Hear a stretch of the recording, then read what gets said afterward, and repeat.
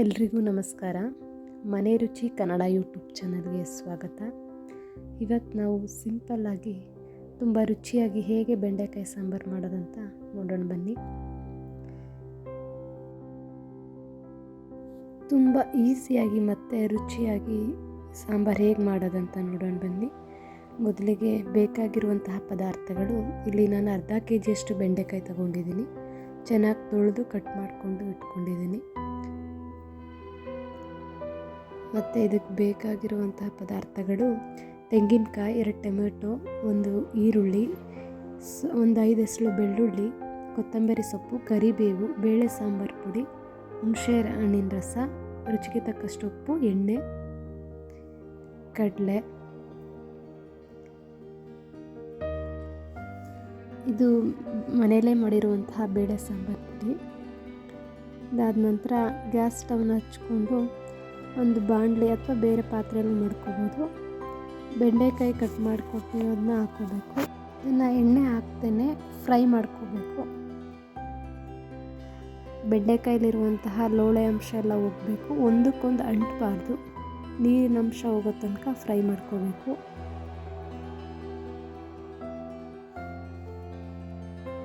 Fry ಮಾಡಬೇಕಾದ್ರೇ ಒಂದು ಚಿಟಿಕೆ ಅಷ್ಟು ಪುಡಿ ಉಪ್ಪನ್ನು ಸೇರಿಸ್ಕೊಂಡು ಫ್ರೈ ಮಾಡ್ಕೋಬೇಕು.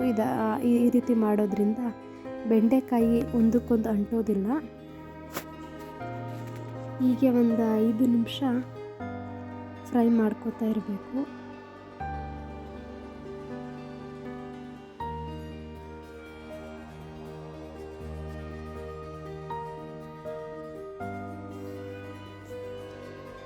ಇವಾಗಿದು ಚೆನ್ನಾಗಿ ಫ್ರೈ ಆಗಿದೆ. ಇದಾದ ನಂತರ ಇದನ್ನು ಎತ್ತಿಟ್ಕೋಬೇಕು.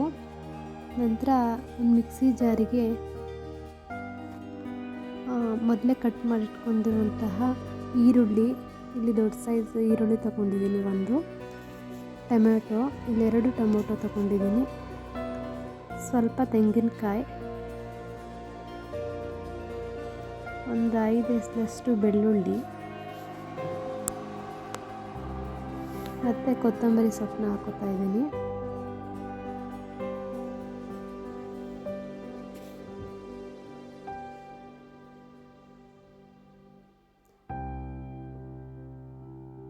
ಅದಾದ ನಂತರ ಇದು ಬೇಳೆ ಸಾಂಬಾರು ಪುಡಿ ಒಂದು 2 ಸ್ಪೂನಷ್ಟು ಸೇರಿಸ್ಕೊತಾ ಇದ್ದೀನಿ.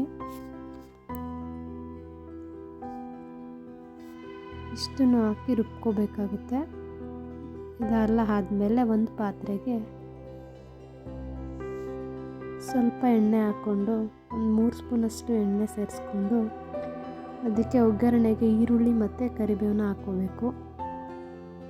ಇದೆಲ್ಲ ಚೆನ್ನಾಗಿ ಫ್ರೈ ಮಾಡಿದ್ಮೇಲೆ ನಾವು ಮೊದಲೇ ಫ್ರೈ ಮಾಡಿ ಇಟ್ಕೊಂಡಿರುವಂತಹ ಬೆಂಡೆಕಾಯಿನ ಇಲ್ಲಿಗೆ ಸೇರಿಸ್ಕೋಬೇಕು.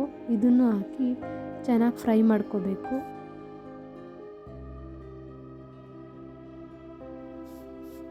ಇದೀಗೆ ಚೆನ್ನಾಗಿ ಫ್ರೈ ಆಗ್ತಾ ಇದ್ದಾಗಲೇ ರುಬ್ಬಿರುವಂತಹ ಮಸಾಲೆನ ಸೇರಿಸ್ಕೋಬೇಕು.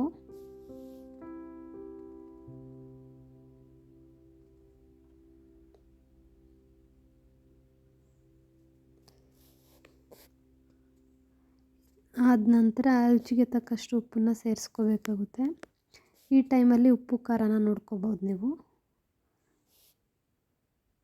ಇದು ಚೆನ್ನಾಗಿ ಕುದಿ ಬರಬೇಕು. ಒಂದು 5 ನಿಮಿಷಗಳ ಕಾಲ ಚೆನ್ನಾಗಿ ಕುದಿಸ್ಬೇಕು. ಇದನ್ನು ಚೆನ್ನಾಗಿ ಕುದಿಸಿದ ನಂತರ ಒಂದು ಪ್ಲೇಟ್ ಮುಚ್ಚಿ ಅದನ್ನು ಒಂದು 5 ನಿಮಿಷಗಳ ಕಾಲ ಚೆನ್ನಾಗಿ ಕುದಿಸಬೇಕು. ಇದಾದ ನಂತರ ಸಾಂಬಾರೆಲ್ಲ ಒಂದು 90% ಆಗಿದೆ ಅನ್ನೋ ಹೊತ್ತಲ್ಲಿ, ಇನ್ನೇನೋ ಆಫ್ ಮಾಡಬೇಕು ಅನ್ನೋ ಟೈಮಲ್ಲಿ ಹುಣಸೆ ರಸನ ಸೇರಿಸ್ಬೇಕು.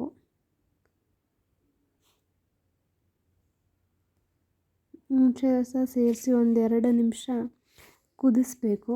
ಇದಾದ ನಂತರ ನೀವು ಸ್ಟವ್ನ ಆಫ್ ಮಾಡ್ಕೋಬೋದು. ಇದು ಇವಾಗ ಸಾಂಬಾರು ಆಗಿದೆ. ಬೆಂಡೆಕಾಯಿ ಸಾಂಬಾರು ಇವಾಗ ರೆಡಿ ಆಗಿದೆ. ವಿಡಿಯೋ ಇಷ್ಟ ಆಗಿದ್ದಲ್ಲಿ please like, comment, share and subscribe to my YouTube channel Mane Ruchi. Thanks for watching.